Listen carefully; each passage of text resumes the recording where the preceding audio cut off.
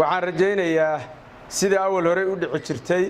oo inta la yimaado ayaan wax la camcamiyo iyadoo meel walba booga tahay oo aan biskoon in laga tagaa inaysan hadda dhici doonin xal baynu u baahannahay meesha aynu maraynana waynu aragnaa in carruurteennii aynu iyagii marakan kala dhicin la'nahay waa ayaan darro waxaa keenayna waxaa weeye mushkiladdii dadkii oo xarigla laga dhigay xarigla mar hadday dadku noqdaanna haddee xoolaha waa ka liitaan oo ilaahay baa qur-aankiisa ku sheegay golaha xukuumadda iyo golaha baarlamaankuba waxay u yimaadeen waxa gaalkacay ka jira inay wax kala ogaadaan wixii la qaban karo inagu aynu ku filannahayna inaynu qabanno wixii dhimanna warbixintooda inay ula gudbaan madaxda ka sarreysa haddii ilaahay idmo hadal badan waxa ka fiican inaan wax qabanno ciidanka aan keennay waxay u yimaadeen magaalada inay magaalada xasiliyaan waxaan codsanaynaa oo odayaasha ka codsanaynaa oo salaadiinta ka codsanaynaa oo aabbayaasha ka codsanaynaa inay ka haraan wiilasha haddii la qabtay inay ka haraan saraakiisha waxay ku amran yihiin inay odagii ka daba yimaada wiil caadaysta ah inay qabtaan oo asaga raaciyaan annaga meesha hartaan nala aado laakiin amar ciidan wey amar madaxweyne wey odayaal iyo haween iyo dhammaan aynu u diyaargarowno magaaladeenna sidaynu amniga uga dhigi lahayn maantii waa la isqabqabsaday maxkamad baa sii daysay xeeraanin baa sii daysay insha allah hadda kabacdi dhici mayso gobolka mudug wuxuu lahaan jiray ammaan dheer laakiin waxaan qiraynaa in habaacsanaan weyn walow aan is eedaynayno odayaasha dowladda laamaha amniga culamaa u diinta iyo dhammaan qaybaha kala duwan oo bulshada ay midba midda kale eedaynayso haddana waxaa xaqiiqo ah inay arrimahan dhacaya ay ku imaanayaan habacsanaan weyn oo ina ku timid meel kastaba hayno ka timaado arrintii dhacday ee Caaisha waxaan dhihi karnaa waa musiibo iyo fidmo soo socotay oo aynu inagu ogolaanay inay nagu dhacdo gobolka waxaa ka jiray qulqulatooyin aad u badan oo dhalinyaro ay wadaan waxaa ka jiray fidmo kufsi iyo waxyaabo aan taariikhda awal inoo ku jirin oo aad u dhacay oo aynu u dulqaadanay dulqaad aad u tiro badan oo aan leena ku aqoon oo awoowayaashan aysan lahayn beelaa waxay isugu rugman jireen gabar wax lagu dhuftay ma dharbaaxa lagu dhuftay maantuna xaalku wuxuu marayaa inaynu wiil wax kufsaday oo midiya ka duubay aynu taageerno aynu niraahno saanay tahay iyo saanay tahay kufsiga waa la bambuuniyaa baa la yidhaahdaa kufsi iyo dil iyo wax ka daran iyo waxaynu dhaqan iyo diin aynaa u lahayn baa socda waxyaabahaas haddaynaan inagu qayrinna cid kale dusha inoo ka imaan mayso oo qayri mayso marka koowaad anoo ku hadlaya afka xukuumadda Puntland iyo kan madaxweynahaba waxaan idinkaga tacsiyeenaynaa dhacdooyinkii dhawaan ka dhacayay gaalkacyo iyo nawaaxigeeda oo ay ugu dambeysay Caaisha falkii foosha xumaa ee lagula kacay Caaisha waxaan iyo kuwii kale ahaa dilalka ee qaarra ka dhaceen magaalada gudaheeda qaarra ka dhaceen magaalada bannaankeeda dhammaanteena waa isaga tacsiyeenaynaa arrintaas waxaan kaloo idinkaga mahadcelinaynaa haddaad tihiin cuqaasha iyo nabadoonnada maamulka amniga iyo kan dowladdaba ee gobolka iyo degmada tilaabooyinkii aad qaadeen ee aad arrimahaas ku xakamaynayseen kuna dadaalayseen inaad xaaladda magaalada lagu soo celiyo caadi waxaan kaloo u mahadcelinaynaa runtii madaxweynaha Puntland oo markuu arkay dhacdooyinka ka socda gaalkacyo iyadoo meelo badan oo Puntland ka midaba ay ka jiraan xaalado amni darro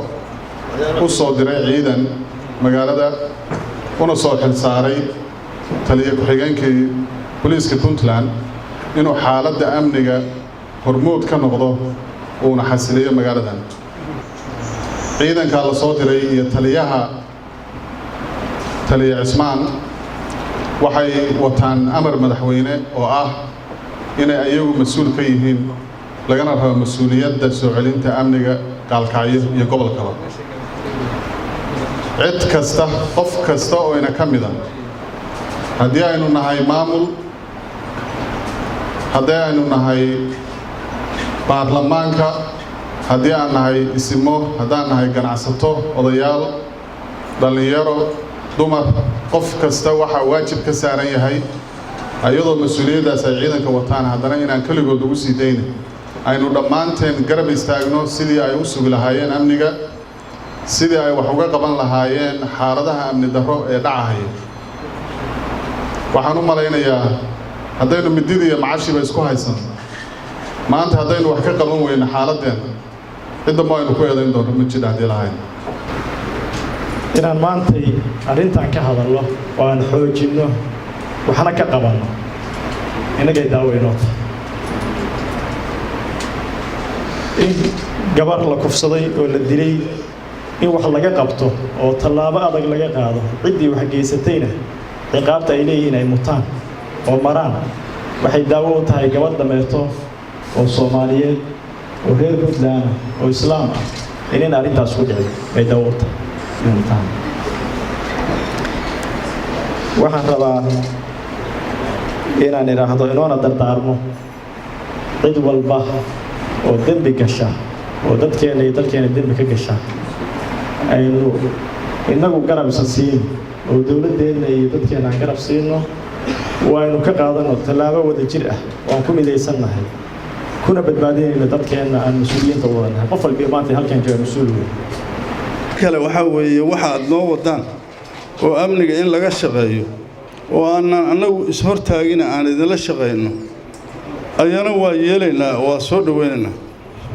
annagayna dalnoota waxaanu leenahay annagu haddaanu nahay gaalkacyo gurmadka aad noo soo gurmateen waxa aad u soo aadeen baanu qabnaa waxaan qabnaa dil waxaan qabnaa dhac waxaan qabnaa kufsi waanu isku filaan weynay inaanu iska xallinna intaas waxaanu doonaynaa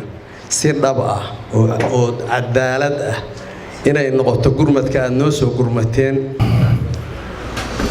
odayaasha gobolka oo jooga iyo kuwa maqanba waxaa codsi baa ku jiray hadalladii dadkii iga horreeyey hadalku horta horay buu u dhammaaday maamulkaa dhammeeyey waxaana la weydiiyey waxyaalaha aanu ku qanacsannahay inaannu ku qanacsannahay cid kasta oo la qabto inaan laga daba imaan waana la weydiiyey gacantaag baan samaynay jawaab horta intaasaan noogu filayd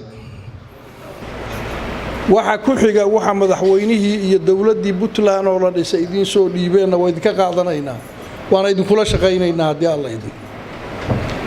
inta socdaalkiinii iyo waxa la rabaan ka dhigaynaa waxaan ku xujinayaa dadka dambiyada galay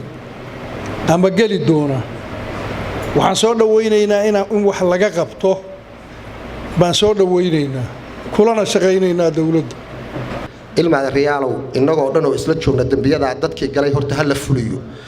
nabadgelyada gaalkacyood waxay ku xiran tahay ficilka sida looga falceliyo iyadoo loo dhan yahay marka waxeenoo dhan waa ku guulaysanayna waana inoo fududaanayaan odayaashaan ka hormarahaya dawladda intaanan u galin odayaasha waxaynu ognahay wax badan oo maslaxada iyo wax badan oo wanaag ka shaqeeyay leeyihiin wax badan oo wax bi'iyaana waa jiraan